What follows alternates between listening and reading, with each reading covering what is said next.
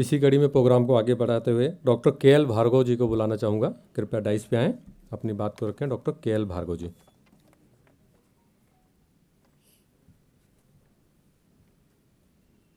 आप सभी को नमस्कार। और आज जो हम doctor count Caesar Mattei ji के जन्म के उपलक्ष्य में यहाँ इकट्ठे हुए हैं, तो मैं चाहता हूँ कि कपिल सर से एक अनुरोध है कि साल में 1 या 2 बार हम फ्री कैंप्स लगाएं। उससे क्या है कि जितने भी पार्टिसिपेट करेंगे तो कम से कम वो थोड़ा बहुत तो ज्ञान आएगा उनको भी। और खाली हम ऐसे ही रखते हैं तो आधे लोग तो प्रैक्टिस में रहते हैं और आधे नहीं रहते इसमें, तो इसका बहुत फ़र्क पड़ता है। इसलिए मैं चाहता हूँ कि एक बार दिल्ली में जगह जगह कहीं भी ऑर्गेनाइज करें, जो भी छोटा छोटा अमाउंट होता है सब पार्टिसिपेट करें उसके लिए। और जैसे गोंडा में जो प्रोग्राम हो रहा है, मैं चाहता हूँ कि ऐसा प्रोग्राम दिल्ली में भी हो। इसके लिए भी मेरा अनुरोध है। बाकी आप सब आए, आपका सबका धन्यवाद। धन्यवाद डॉक्टर के.एल. भार्गव जी का। मैं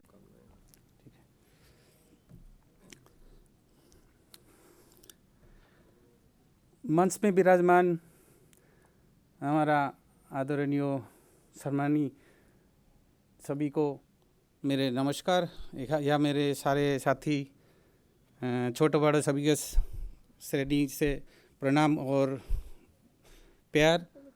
और आज हम यहाँ एकत्रित हुए हैं मेटी जी के जन्मतिथि 216 जन्म दिवस के समारोह के लिए, जिसमें हम दिल्ली के सभी डॉक्टर साथी हैं। और मैं देख रहा हूँ आज काफ़ी मात्रा में आए हुए हैं डॉक्टर साथी, तो सभी तो सब कुछ बोल गया। मैं एक बात बोलना चाहूँगा, ये जो इतनी तादाद पे आए हुए हैं आज, कोई कारणवश, वो कारण मैं बताऊँगा थोड़ा सा। कारण ये है, हमारे सर जी एक मैसेज दिए थे, जो भी इसमें आएंगे, जो भी दिल्ली के सदस्य हैं, जो भी आएंगे, मतलब सदस्य सभी को यहाँ आना है। अगर नहीं आते तो कभी तार उसको कोई दिक्कत या कोई वैसे हो तो हम उसको लिए भी सोचेंगे, मतलब संस्था उसके लिए सोचेंगे। मुझे लगता है शायद इसी वजह से ज़्यादा आना है। तो कई जगह ऐसे होते, कई बार होते सब हाजिर नहीं होते यहाँ पर, लेकिन आज आए, बहुत अच्छी बात, बहुत स्वागत है सभी को। और एक चीज़ और कहूँगा मैं, हमारा जो इलेक्ट्रोपैथी है जो हम प्रैक्टिस कर रहे हैं, तो जिसमें क्या मेरे ख्याल से 70% डॉक्टर जो है प्रॉपर इलेक्ट्रोपैथी में प्रैक्टिस नहीं करते। कुछ रखते होंगे कुछ, लेकिन एलोपैथी ज़्यादातर यूज़ होते हैं। सभी बोलते फार्मूला करते, लेकिन देते टाइम नहीं देते। ऐसे में भी हुए, मैं नहीं कहूँगा मैं भी पूरे करता हूँ, मैं भी ऐसे ही करता हूँ। कुछ वो चलाता हूँ, कुछ अंग्रेजी मेडिसिन देता हूँ, कोशिश कर रहा हूँ धीरे धीरे छोड़ने की, लेकिन सॉरी हो नहीं रहे। तो जो भी है सबसे कहूँगा, सभी धीरे धीरे इसको जो है ना इलेक्ट्रोपैथी के बारे में थोड़ा सा जानकारी ले, और कमी हो तो सीनियर से जानकारी लेके उसी में ही प्रैक्टिस करें। मैं भी ऐसे ही करूँगा, करता हूँ भी, कोशिश कर रहा हूँ जहाँ, लेकिन इसमें हिल रहे क्या,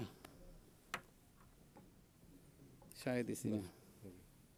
तो आप लोग भी ज़्यादातर कोशिश करिए इलेक्ट्रोपैथी में प्रैक्टिस करने की। इसमें हिल रहा है इसमें तरह से। तो बस ये बोलूँगा। और एक चीज़ और है जो आपके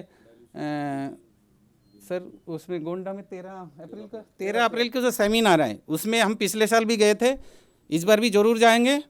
बेशक अभी रजिस्ट्रेशन किया नहीं, करूँगा, कुछ कारण से अभी किया नहीं, आगे पीछे हो जाएंगे, लेकिन जाऊँगा 100%। तो आप लोगों से भी निवेदन करूँगा, आप लोग भी चलिए, क्योंकि वह पिछले बार का खूब आनंद आया, इन्जॉय किया। अब एक घुमा भी, एक एज ए टूर की तरह भी मान सकते हो। और फिर ऑल इंडिया लेवल के सारे डॉक्टर साथी आते, वहाँ अपने अपने एक्सपीरियंस शेयर करते हैं, हम वहाँ पर उस चीज़ को सुन सकते हैं और सुन के अपना वो ले सकते हैं। वैसे यही कहूँगा, सभी जाने की कोशिश कीजिए और जाइए। वैसे ये बोल के मेरी बात समाप्त करता हूँ। धन्यवाद सभी को।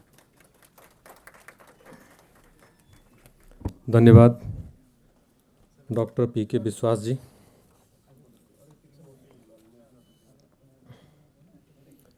साथियों, आज हम doctor count Caesar Mattei ji के जन्म दिवस के उपलक्ष्य में इकट्ठे हुए हैं। 216वीं जन्म जयंती है आज उनकी। हम लोग डॉक्टर ज़रूर लगाते हैं काउंट सीजर मैटी के नाम के आगे। असल में उन्होंने कभी डॉक्टर नहीं लगाया अपने नाम के आगे, क्योंकि वो डॉक्टर नहीं थे। उन्होंने इस सिस्टम को इन्वेंट किया, इजाद किया, आविष्कार किया जिसको हम कहते हैं। तो ये तो हम लोग अपनी मर्ज़ी से उनके नाम के आगे डॉक्टर लगाने लग गए, लेकिन लीगली देखा जाए तो डॉक्टर काउंट सीजर मैटी साहब ने कभी भी अपने नाम के आगे डॉक्टर नहीं लगाया। डॉक्टर काउंट सीजर मैटी जी ने 1865 ईस्वी में इसको आविष्कार किया था। उनका जन्म 11 जनवरी 1809 ईस्वी में बोलोग्ना शहर में हुआ था, जो कि इटली में है। इलेक्ट्रोहोम्योपैथी कैसे ईजाद हुई, फिलॉसफी तो बहुत बड़ी है, उसको बताना थोड़े से टाइम में संभव नहीं है, लेकिन शॉर्ट करके उसको मैं रखता हूँ आपको बीच में। डॉक्टर काउंट सीजर मैटी जी ने हर पैथी को पढ़ा, एलोपैथी, होम्योपैथी, आयुर्वेद। जब सबका अध्ययन किया उन्होंने, तो उनको हर पैथी में कहीं ना कहीं कमी नज़र आ रही थी। मतलब उनको ये नहीं लग रहा था कि कोई भी पैथी परिपूर्ण है पूरी तरह से। तो जब सबको पढ़ा उन्होंने, तो कहीं ना कहीं उनको लगा ना कि किसी में एलोपैथी में केमिकल बेस है, तो वो कुछ ऐसी चिकित्सा पद्धति ढूंढने में लगे जो पूरी तरह हानि रहित हो और सस्ती हो। एक दिन एक घटना घटित होती है। वो अपने फार्म हाउस में बैठे हुए थे, उनका एक पालतू कुत्ता था जिसको जख्म हो गया था गर्दन पे। तो वो काफ़ी टाइम से एक ख़ास किस्म का एक पौधा था उनके गार्डन में, तो वो जाता था उस जख्म को उसी पौधे के ऊपर रगड़ता था। तो ऐसे करते करते करते करते ये सिलसिला चलता रहा, और एक दिन मैटी साहब देखते हैं कि उसका जख्म अपने आप ठीक हो गया। अब उनके दिमाग में ये बात आती है कि ऐसा क्या है बिना किसी इलाज के इसका जख्म ठीक हो गया। तो एक जानवर भी समझता था कि मेरा इलाज कैसे हो सकता था। वो उसी खास किस्म के पौधे पे ही जाके अपने गर्दन को रगड़ता था। तो मैटी जी के दिमाग में आई कि इस पौधे में तो कुछ है। फिर मैटी जी ने ध्यान दिया और अपने पेड़ पौधों पे रिसर्च करना शुरू किया। फिर उनके दिमाग में आई कि हमारा जो जीवन है ये कहीं ना कहीं इन पेड़ पौधे जैसे सांस लेते हैं उसी तरह से हम भी सांस लेते हैं, इनसे हमारा नाता है आपस में। तो जब पेड़ पौधों पे उन्होंने रिसर्च करना शुरू किया, तो ऐसे वो प्लांट्स जो वहाँ पे उनके गार्डन में थे उस पे उन्होंने रिसर्च किया, तो पता चला, इस रिसर्च में निकल के आया कि इसमें एक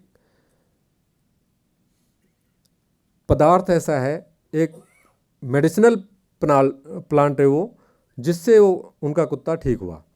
तो इस हिसाब से वो एक उनके लिए एक जो कुत्ते का जख्म ठीक हुआ, एक उनका पहली एक सीढ़ी थी जिस इलेक्ट्रोहोम्योपैथी को उसके बाद उन्होंने ईजाद किया। उन्होंने हैनीमैन साहब को भी पढ़ा जो होम्योपैथी को ईजाद किया था। सबको पढ़ने के बाद में इलेक्ट्रोहोम्योपैथी उन्होंने बनाया। वो मैटी साहब मेंबर ऑफ पार्लियामेंट भी रहे हैं इटली के, और उसके बाद जब उन्होंने एक महामारी आई थी उस समय उन्होंने दवाइयाँ बनाई थी और इलाज करना शुरू किया था। जब जैसे डॉक्टर नितिन जी ने बताया कि एक मिलिट्री लगानी पड़ती थी, वाकई वहाँ पे इतनी भीड़ हुआ करती थी कि इतनी सिक्योरिटी लगानी पड़ती थी, तब वो भीड़ कंट्रोल होती थी।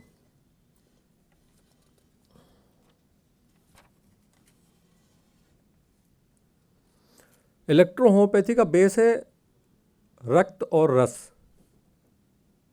रस हो गया हमारे बॉडी में जो पानी होता है, और रक्त तो ब्लड है ही है। तो लिम्फ और ब्लड, इससे हमारी इसका बेस बना है। इलेक्ट्रोहोम्योपैथी में मैटी जी ने 114 प्लांट पे दवाइयाँ बनाई थी। 114 प्लांट उन्होंने उस समय इस्तेमाल किया था, उससे 38 मेडिसिन बनाई थी, जिसको हम आज कह रहे हैं D3। बाकी हिस्ट्री तो उनकी बहुत लंबी है, उसको बताना इतना संभव नहीं है, लेकिन एक छोटा सा मैंने आपको उदाहरण दिया है कि मैटी साहब ने इस तरह से इलेक्ट्रोहोम्योपैथी को ईजाद किया था। मैटी साहब के डेथ के बाद में उनका कोई वारिस नहीं रहा। अभी इटली में उनकी पोती हैं, उनका नाम है क्लोडियो, वही उनका किला के देखभाल, किला तो गवर्नमेंट के अंडर में है लेकिन एक ट्रस्ट के अंडर में चल रहा है, तो उनका देखभाल क्लोडियो ही कर रही हैं। क्लोडियो हमारे भारत में आ चुकी हैं। उस समय हमारे जो राष्ट्रीय अध्यक्ष अभी पीछे जिनकी डेथ हुई है, डॉक्टर DK पाल जी, वही एक सोर्स थे जो इटली गए थे और उनको निमंत्रण दिया था भारत आने का। तो मैटी जी की जो पोती हैं, वो करीब 5 या 6 दिन का टूर था उनका भारत में, और उन्होंने देखा आके यहाँ पे कि कितना, मतलब जितना इटली में उनको नहीं माना जाता है, उनके फॉलोवर्स यहाँ इंडिया में बहुत हैं। तो बहुत सारे वहाँ से डॉक्यूमेंट्स भी उन्होंने दिए हैं मैटी साहब के, जो DK पाल साहब के पास हैं अभी, लेकिन DK पाल साहब हमारे अभी एक्सपायर हो गए। तो हमारी संस्था के राष्ट्रीय अध्यक्ष है DK पाल जी। अब हमारा इलेक्शन हुआ है, उसमें संस्था के राष्ट्रीय अध्यक्ष जो हमारे लीगल एडवाइज़र थे, संरक्षक भी थे, एडवोकेट RN सिंह साहब जो सुप्रीम कोर्ट के एडवोकेट हैं, इस समय संस्था के अध्यक्ष पिछले महीने हुआ है, पिछले महीने दिसंबर में इलेक्शन हुआ संस्था का 1 दिसंबर को। उसमें हमारे संस्था के अध्यक्ष एडवोकेट RN सिंह साहब बनाए गए हैं। तो बड़े खुशी की बात है कि एक तो एडवोकेट हैं ही है वो, ऊपर से हमारे संस्था के राष्ट्रीय अध्यक्ष भी चुने गए हैं। तो इसलिए बड़े खुशी की बात है कि फ्री ऑफ कॉस्ट कहीं भी कोई ज़रूरत पड़ती है किसी डॉक्टर के लिए, तो हमेशा वो खड़े रहते हैं। कभी आज तक 1 रुपया तो किसी केस में लिया नहीं उन्होंने।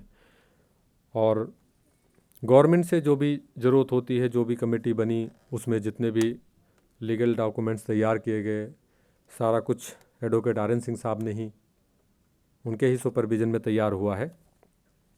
अभी हमारे संस्था के राष्ट्रीय अध्यक्ष हैं, तो इसलिए हमें कोई चिंता करने की ज़रूरत ही नहीं कि हमें एक पिलर जो है बहुत मजबूत मिला है। और एक दुख की बात है, जो हमारे संस्था के संरक्षक दूसरे थे, कमिश्नर साहब LKS चौहान साहब, उनको 4-5 दिन पहले पैरालिसिस हुआ है, अभी अपोलो में एडमिट हैं और अभी थोड़ा सा रिकवरी स्टार्ट हुई है, लेकिन पूरी तरह से रिकवरी नहीं है। फेशियल पैरालिसिस हुआ है।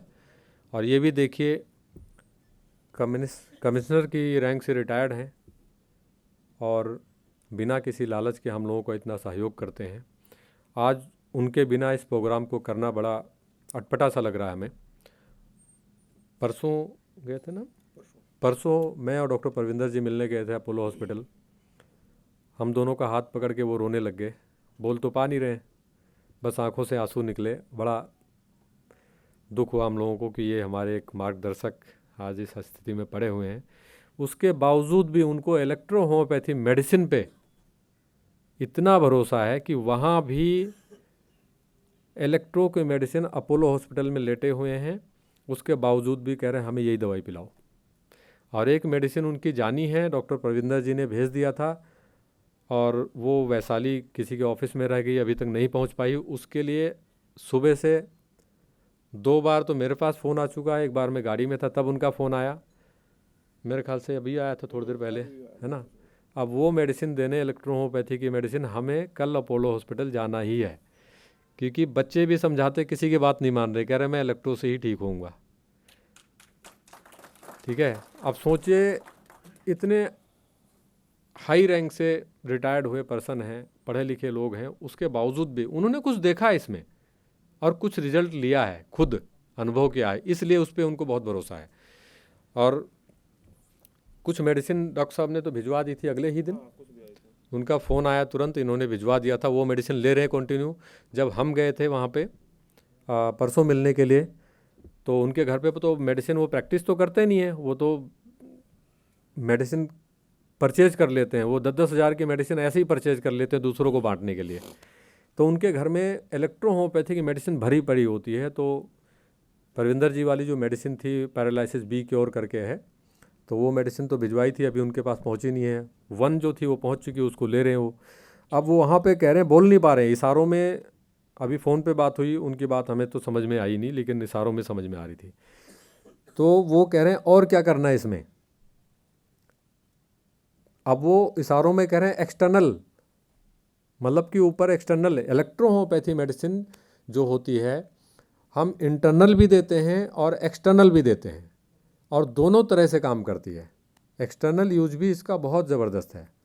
हमने यहाँ तक भी देखा है कि गैस्ट्राइटिस में पेन एब्डोमेन हो रहा है, उसमें हमने वाई इसका अगर हमने पेट पे स्प्रे करवा दिया है तो 15 मिनट में उसमें रिलीफ मिला है पेट दर्द में।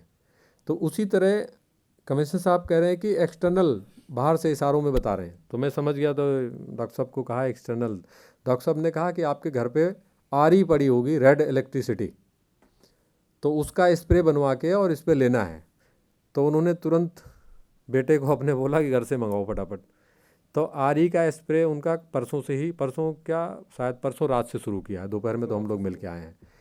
तो आप सोचो कि हम लोग प्रैक्टिस करते हैं और हम इतना भरोसा नहीं करते हैं, और वो प्रैक्टिस नहीं करते हैं, सिर्फ फॉलो करते हैं, और उनको इतना भरोसा है कि हम अपने ऊपर शायद कभी ना करें, लेकिन पेशेंट पे भरे करेंगे, लेकिन वो अपने ऊपर कर रहे हैं। तो इलेक्ट्रो होम्योपैथी की मेडिसिन अपोलो हॉस्पिटल में पड़े हुए ले रहे हैं। आज लड़के से बात हुई थी उनके, तो कह रहे पहले से बेहतर हैं। मैं ये नहीं कहता कि हमारी रेड इलेक्ट्रिसिटी ने उनको बेहतर कर दिया है, या जो उनको पैरालिसिस क्योर फर्स्ट करके मेडिसिन जो दी है डॉक्टर साहब ने, उसने उनको बेहतर कर दिया 4 दिन में। इसका दावा हम नहीं कर सकते, क्योंकि अपोलो में एडमिट हैं, हम किसी को छोटा नहीं दिखा सकते यहाँ पे। लेकिन हाँ, पैरेलल उनका ट्रीटमेंट इलेक्ट्रो पे चल रहा है। तो हमने उनको बोला कि अपनी जो हॉस्पिटल वाले कर रहे हैं उनको करते रहने दो, कोई इशू नहीं है, और इसके साथ पैरेलल ये मेडिसिन चलने दीजिए। तो जब से उन्होंने एक्सटर्नल अप्लाई करना शुरू किया, स्प्रे करना शुरू किया बाहर से रेड इलेक्ट्रिसिटी, तो तब से उनको रिलीफ मिला है। अब बात उनको समझ में आ रही जब बोल रहे हैं, नहीं तो बिल्कुल भी समझ में नहीं आ रही थी। रेड इलेक्ट्रिसिटी जो होती है हमारी ब्लड सर्कुलेशन को बढ़ाती है, और ब्लू इलेक्ट्रिसिटी जो होती है वो ब्लड को नहीं, वो ब्लू इलेक्ट्रिसिटी उसका काम होता है ब्लड को गाढ़ा करना, अगर कहीं क्लॉट करना, अगर कहीं ब्लीडिंग हो रही है, अगर हम ब्लू इलेक्ट्रिसिटी को, मान लो कहीं भी ब्लीडिंग ज़्यादा हो रही है, अगर ब्लू इलेक्ट्रिसिटी को हमने गॉज पीस पे स्प्रे करके और ऊपर से अप्लाई कर दिया है तो क्लॉटिंग होगी, वहाँ पे जम जाएगा। तो हमारी जो इलेक्ट्रिसिटी है इनमें बहुत पावर है। तो ये जो मैंने अभी अपने चौहान साहब के लिए बताया है कि वो अभी अपोलो में एडमिट हैं, और उसके बावजूद भी अपने ऊपर हॉस्पिटल में रहते हुए भी इस तरह का